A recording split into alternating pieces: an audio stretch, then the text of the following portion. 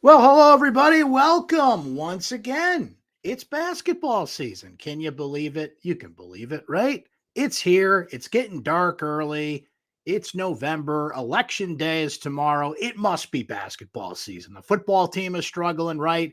We're back, baby. Glad to have you here on Syracuse Basketball Postgame. It's presented by Crowds Health. My name is Brent Axe, and we are, well, it could be a couple of things. If you're watching us live, on Syracuse Orange Basketball Facebook, on Syracuse Orange Sports on YouTube, or on Twitter. We appreciate that. But just so you know, we do archive this show on YouTube. You can find it on our social media channels. You can find it embedded in my recap on syracuse.com as well. Just like we do for football, we hop on here after every, I shouldn't say every, after several Syracuse basketball games. We do it for every football game. We will not be doing it for every non-conference basketball game. Wanted to come out tonight for opening night. We'll pick some of the bigger non-conference games. If something big happens in a non-conference game, hey, they're playing Colgate next week. Maybe Syracuse loses to Colgate again. You'll know. The notification will come up here. You'll see it. We'll be here. And we are glad you're here. And we want to highlight your comments as we go through. Katie officially gets the first comment of the year. Where to begin on the athleticism of this team as Syracuse gets a 90-72 win over Lehigh at the JMA Wireless Dome tonight. Joe jumping in there. We've got something this year. What we have remains to be seen by this team, but it could be fun. It certainly could be fun to watch this team. It was fun to watch them tonight. No drama at the Dome tonight. Lehigh hung in there for, a fleeting moment there, but Joe Girard comes out with 19 points. Jesse Edwards, who had 2 double-doubles all of last season. He gets a double-double tonight, 18 and 11. The freshman, Judah Mintz, it's a short list of freshmen that have debuted at point guard for Syracuse. Judah Mintz is on it. He gets 16 points on the night. Syracuse cashes in at the free throw line. Here it is for the first time this year, friends, because hashtag free throws matter. 24 of 31 at the free throw line. And pretty easy night for Syracuse here to start the season. So we're wondering how this young team in spots, a lot of freshmen on this team, a lot of new guys on this team, mesh with the older players. It was Girard and Edwards leading the way tonight, but a freshman also up there in Judah Mintz. And I will say this right off the bat here, friends. Judah Mintz, what he lacks in experience, he more than makes up for in confidence.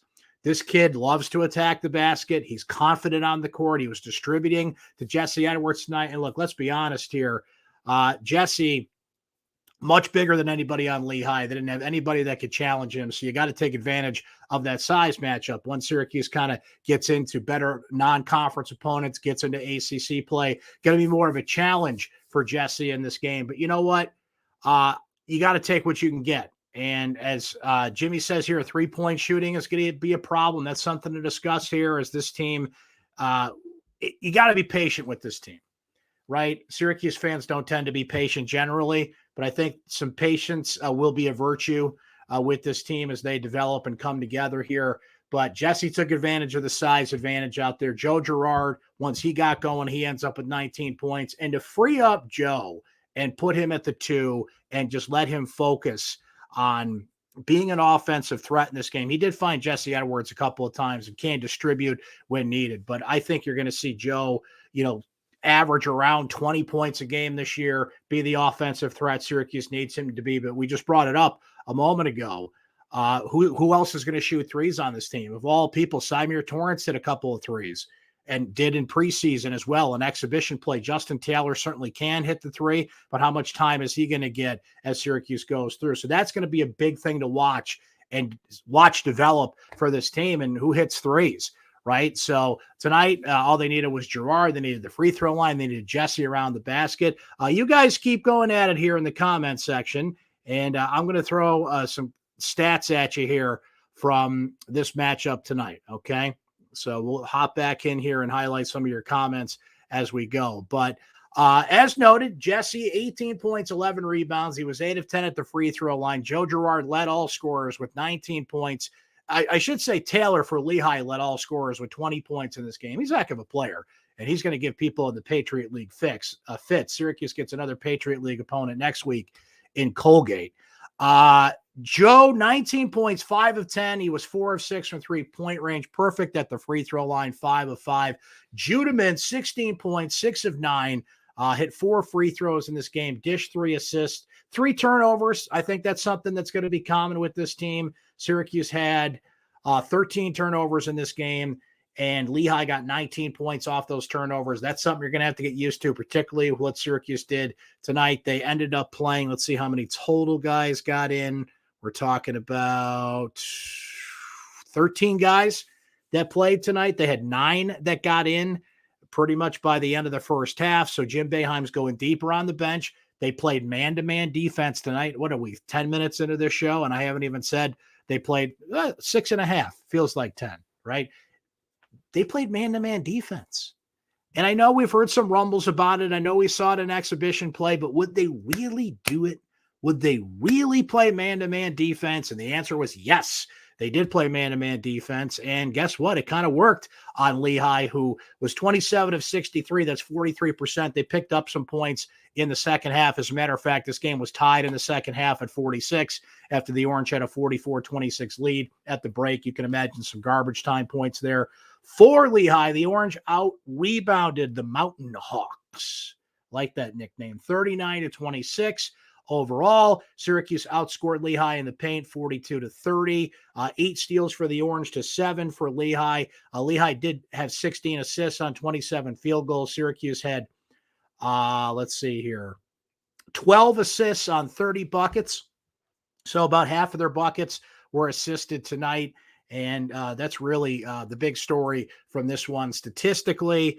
But all told, no drama. You get out with a win. You get to work on some things, watch the film, go at a steady pace. Syracuse doesn't play again for another week against Colgate, and that's the Colgate revenge game now, right? Because Colgate came into the Dome last year. They played Colgate a little bit later in the schedule. They get them in game 2 this year, and Colgate beat Syracuse 100-85 last season. And that was the same day as a football loss, too. It was a dirty, rotten day for Syracuse sports overall. Colgate had not beaten Syracuse since the 1960s, so Syracuse looking to start another decades-long streak at the Dome next week against the Raiders here. So as we go back into it here, David says, and man starting 80 to 90 feet away from the basket, as noted by Matt Park. By the way, I like how Matt Park played with the numbers a little bit, but let's make no mistake here. Tonight was Jim Boeheim's 1,100th win. I don't want to hear any nonsense about 999, okay? Full stop, 1,100 wins. The NCAA can say what they want, but I watched those 107 wins. You watch those 107 wins. Taking away wins is one of the most absurd things the NCAA has done. It wasn't deserved. It was over the top. It was obnoxious, frankly, by the NCAA. It always has been. So Jim Boeheim has 1,100 career wins. Got there tonight with this win over Lehigh. So we should note something, by the way, guys, while we're talking here. I have not seen if Jim Boeheim's made it to the podium yet. I'm sure when he does, he will certainly discuss this. Sad news in Syracuse land today, friends. If you didn't see, former Syracuse athletic director Jake Krauthamel passed away. Jake was 84 years old. Jake was a titan in his profession. Took over at Syracuse in 1977, coming from Dartmouth, where he was an all-world football player, got drafted by the Los Angeles Chargers in 1960, ends up being the first player ever signed by the Dallas Cowboys in 1960, gets cut from the Cowboys, ends up with the Boston Patriots. Heck of a football player, ends up coaching at Dartmouth, comes to Syracuse in 1977 and led a golden age of sports, oversaw the building of the Carrier Dome, was instrumental in forming the Big East Conference. And Syracuse comes into this dome and they start the Big East Conference and the television contracts that Jake helped negotiate, by the way, with ESPN, and that golden era of sports where we saw national championships in lacrosse, Final Four in 87 for Syracuse on top of an undefeated football season. The Final Four is to come. Jake was the AD when Syracuse won the national title in 2003, and on it goes, right? You don't need me to give you the resume of Jake Krauthamel. You certainly know what he accomplished. Retired in 2005, kind of went out with Paul Pasqualoni, who, by the way, ironically enough today, Paul Pasqualoni was fired by the Carolina Panthers, still coaching, a lifer out there in the world of football, fired by the Panthers today as defensive line coach. But Jake and Paul went out together. Jake was never going to fire Paul Pasqualoni. They were, thick as thieves back in the day. So Jake steps aside. Darryl Gross comes in. There's been a couple of athletic directors since then. But, man, his legacy is one of the best in the history of college athletics, certainly in Syracuse athletics, one of the most influential administrators Syracuse has ever had. And certainly everybody out there thinking about Jake, his family, his grandkids, his kids, his wife, who is still with us, and everybody that knew and loved Jake through many, many years at Syracuse athletics. So we're thinking about everybody out there tonight that knew and loved Jake, and I'm sure Jim Boeheim will certainly discuss that at his press conference tonight. So in case you didn't hear, we got that news. I wrote that story, a couple hours before the game started this afternoon. Also sending our best out to Paul Gate, by the way, Syracuse lacrosse player Paul Gate. I talked to his brother Gary today. I wrote this story on syracuse.com as well. You can check out that story to get details here. But Paul Gate was involved in an accident. He unfortunately fell. He was doing some repair work. He fell. He broke his ribs. He had a cut on his head. He had a back injury, had to get surgery. Thankfully, he's doing okay. He's certainly in a lot of pain and recovering in the hospital right now, but in good spirits. And it's going to be a long recovery for Paul to get back to normal, if you will. But he's in good spirits, and he wants to thank everybody out there for the well wishes there. So a couple of down notes, unfortunately, in Syracuse land tonight with the passing of Jay Crowdhamel and learning that Paul Gate is a little banged up. But again, Gary saying that Paul certainly appreciates all the well wishes out there on the road to recovery. He was, he owns Gate Lacrosse and was in the hospital, was asking for his laptop, was asking for his phone, wants to get back to work. So that shows you the kind of spirits he's in, even though he's a little banged up there. So a couple of notes there in case you didn't know it. Okay, getting back to basketball. Dale says, I know it was only Lehigh, but much sharper tonight. Plus, Jesse. Look, there was some messing around in exhibition play. No doubt about it. And what you saw tonight was that word, Dale. They were sharp. They were confident. They knew where they were going. They knew how to attack a team. You saw more crisp lineups from Boeheim tonight, more determined lineups, not just kind of, experimenting with what we saw in exhibition play. But it was a tale of two halves for Syracuse in their last exhibition game against Southern New Hampshire. They were terrific in the first half. Southern New Hampshire outscored and out-rebounded Syracuse in the second half of that game. So, yeah, it's early, and there's so much that has to come together with this team. But there were some concerns about what you were doing there, and they're incorporating the man-to-man defense. And it really just goes to show how much there is to get established here, right? The non-conference slate is a little more forgiving this year for Syracuse, at least on paper, but is that balanced out by all the new players that have to be incorporated into this lineup? So we mentioned Judah Mintz, right? Justin Taylor got some minutes tonight. He had, I thought he had a 3-pointer. They got him listed as 2 points here. Maybe that was a 2-point shot, but he went 1 for 7 shooting the ball. Symir Torrance, can't forget him. Came off the bench with 10 points tonight. He is that steady senior presence for Syracuse that's going to have to complement Judah Mintz when, inevitably he's off this game, making freshman mistakes. I like Kadir Copeland. I like his game. I like how he can attack the basket. He had a Magic Johnson-like kind of scoop and score tonight in this game. I think he's going to be a great spark off the bench for the Orange. He played 11 minutes in this one. You're incorporating all these new players with the experienced guys. Hema came in, played 9 minutes, had a couple of block shots, right? Malik Brown, really like what he can bring to this team. He's a defensive and rebounding-oriented player, but he ends up with 7 points on the night, 3 for 5 shooting. Benny Williams, a little bit of a concern. This is a starter.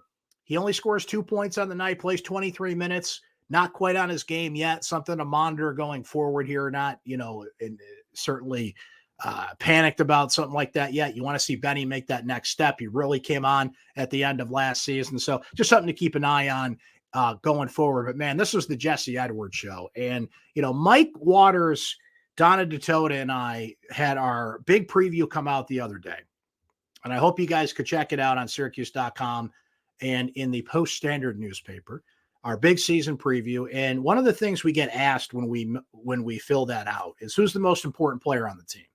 And we had 3 different answers to that question. My answer was Jesse Edwards. I feel like when this team is at its best, the ball runs through Jesse. The offense runs through Jesse. He's on his game defensively. By the way, Jesse Edwards did not pick up his first foul in this game until there was 9:14 to go, which that's just not going to happen during the year. Certainly it happened. Lehigh, not as big of a team. He's not being challenged as much. Not, these tall guys tend to get the reach fouls called at least a couple times a game by the officials. That wasn't the case in this game. So that was a rarity. But I feel like when this team is really humming on all cylinders, the ball's going through Jesse. But Judah Mintz showed he's going to be a factor. He can score. He's confident. He can distribute. He's going to turn the ball over. We're going to have to be really patient with this kid as he develops. But Jim Boeheim, to have the confidence that he does in Judah, just put him at the point guard, start him right away. Mike Waters wrote a great piece about this today, about it's a short list. Jason Hart's on that list. Tyler Ennis is on that list. It's a short list of guys that have come right out of the chute and started at point guard. By the way, not all of them worked. Caleb Joseph is on that list too. He ends up transferring from Syracuse. So certainly we hope that's not the case with Judah, because I think he can be an exciting player, and I really like his potential there. Chris says athletic but raw. Time will tell, but it looks like the potential is there if everyone sticks around longer than a year. Dale thinks Jesse's going to be ACC first team. Blake says going to be fun to watch all these freshmen grow. Fun and patient, right? We're all, and myself included, by the way, going to have to be pretty patient with this team, especially how young it is. Copeland, excellent positive energy, but has to be careful with the passes. This isn't high school anymore. Yeah, this isn't high school anymore for a lot of guys on this team. And what they were used to being, they were all the man, if you will, in high school. And now they have to form a collective unit here and determine, who gets shots, what role they play. Copeland, I think, can play a big Dion Waiters-like role off the bench. There's just certain guys that are better in that role. Waiters never started a game at Syracuse. It never mattered because he played starters minutes and made that kind of contribution. I think Judah Mintz has some Dion Waiters in him too. He's got some swagger to his game, and I like that. I think you're going to need that, especially when you're an offensive-minded point guard. And Copeland just brings that second level. It's like a hockey line, right? You have different guys on different lines in hockey for specific reasons, and I feel like you can do that in basketball. So 2 things we're always a bit wary of when it comes to Syracuse basketball. We saw in this game tonight. One was Boeheim went 9 deep on the bench. And I'm not talking about in garbage time. I'm not talking about getting guys out there when the score is out of hand. I'm talking about in the first 10 minutes of the game. Went in waves. Justin Taylor got in really quick. Speaking of him, not afraid to make that early sub. I think we're going to see that as we go here, as we see our comment from our friend Rob, who's always in the post-game shows. Always love seeing Rob's comments in here. So 9 guys in man-to-man defense. I got to get used to this man-to-man defense thing. And it makes sense with this team. It does. I get why Boeheim's doing it with the length and the athleticism. And, when you have, to paraphrase the great movie, My Cousin Vinny, when you got a lot of Utes out there, it makes sense for them to play man-to-man defense. The matchups work out at times in man-to-man defense. I just got to get used to it, man. You've heard it for so long, the boy that cried wolf, and eventually you just stop believing it's going to happen, right? I saw Bigfoot. Sure you did. And then you look out the window and rest assured there's Bigfoot. We saw Bigfoot at the JMA Wireless Dome tonight in the sense of, yep, they played some man-to-man defense. That is going to take some getting used to. There's our guy, Steve, who says, I could see Gerard, Torrance, Mintz, Copeland being rotated the way that Jardine, Trish, Waiters, and Michael Carter-Williams were on the 2012 team. I think that is a great comparison, Steve. And I love the historical perspective you always bring there. And I think that's a good reference there. Pete says, will Jimmy stay 9 deep or will he revert to his old ways? See, Pete, I think he is going to revert back to his old ways. I think right now there's so many new faces on this team that you got to see what you got. It's not just sticking with your old ways, knowing what the roster is. You literally don't have enough players in that sense. Like, Joe, Jesse. You think you know Benny, though he didn't have a good game tonight. Everybody else is an experiment in a way. What does Judah Mintz bring to the table, right? We mentioned Copeland, those guys coming off the bench. You have to go 9 until it will wilt its way down. Jim even said, I think it was on media day, it was sometime in the preseason that, everybody plays 7-8 guys, which he's right about. Leonard Hamilton's an exception at Florida State, who, by the way, I don't know if you guys saw this. Florida State tonight lost to, I got to look it up here to make sure I get this right. I hear about teams in college basketball I've never heard of every year. So let me backtrack a little bit here. I tweeted about it tonight because the great John Rothstein tweeted about this. Okay. So Florida State lost a bye game. They call them bye games because you're buying wins, right? Florida State is it Stenson they lost to earlier today? Now I can't find it, of course, but I think it was Stetson or Stenson, or I don't even know. Here it is. Florida State loses a bye game to Stetson, Stetson, which I don't even know where that school is. I've never heard of it, but they lost to Stetson by 9 at home. So welcome back to college basketball, ladies and gentlemen. It can happen. Steve with a great stat here. Jim Boeheim, 42-5 in opening games. Here are the opening losses. Carolina, George Washington. I was at that game at Manley Fieldhouse. Wild game, went to overtime, 111-104. ESPN was there. Dick Vitale, heck of a game. Memphis in 02, the 02-03 season. Whatever ended up happening in that season? I'll go back and look that up. Charlotte in 03, Virginia in 2019. Those are the 5 opening night losses for Syracuse basketball. Steve, ready and willing with the stats there. So all told, this was, expected.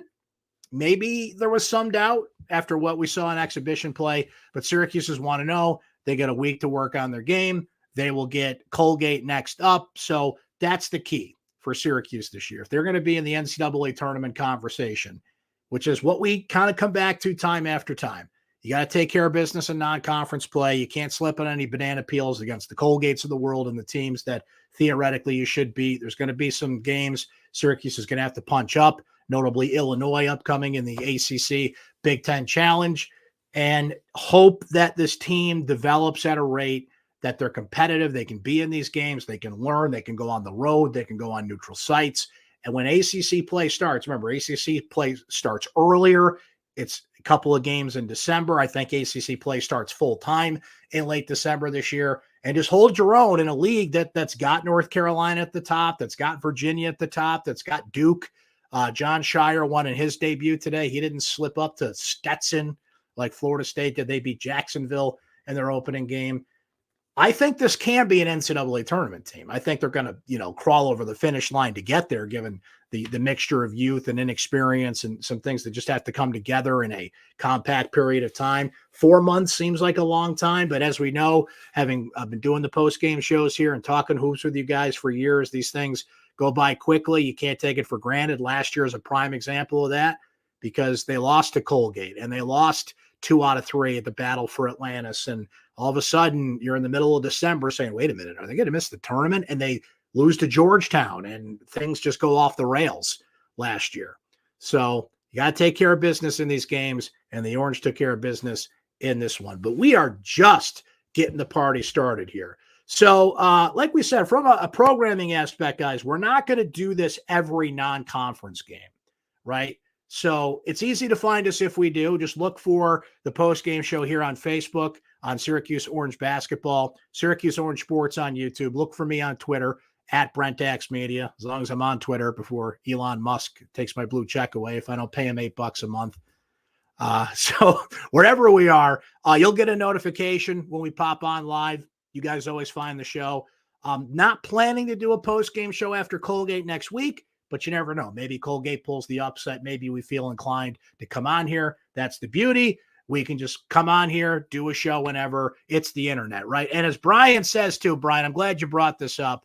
And congratulations to the women who won today. Felicia Leggett-Jack gets her debut win Syracuse women's basketball beat Stony Brook at the Dome earlier today. Congratulations to Felicia and company, who are going to be fascinating to watch this season as well. Thank you for getting that in there, Brian, and reminding me to note that. That's going to do it for tonight, though. Our next post-game show will be Saturday after the Orange football team tries to get back on track against Florida State Senior Day at the Dome. It's going to be an 8 o'clock kickoff, so we'll be on here late night East Coast time, but who knows? It could be 4 o'clock, 5 o'clock, wherever you are. The beauty of the internet is we get people that watch the show from all over the place. But that's an 8 o'clock Eastern time kick. We'll be on after that game Saturday. Another reminder for you, Orange Weekly comes to you on these same channels Thursdays at noon Eastern time is when we stream live, but you can always catch the show on the YouTube replay, on the social media channels, and anywhere where you can watch this show. So, hey, we're here. Football, basketball crossover. Busy times, friends. And the Orange basketball teams, both teams, get off the season with the win. The men beating Lehigh tonight, 90-72. This has been Syracuse Basketball Postgame, presented by Krause Health. Looking forward to chatting throughout the season with you guys once again. Thanks for hanging with us tonight. Have a great rest of your week, everybody.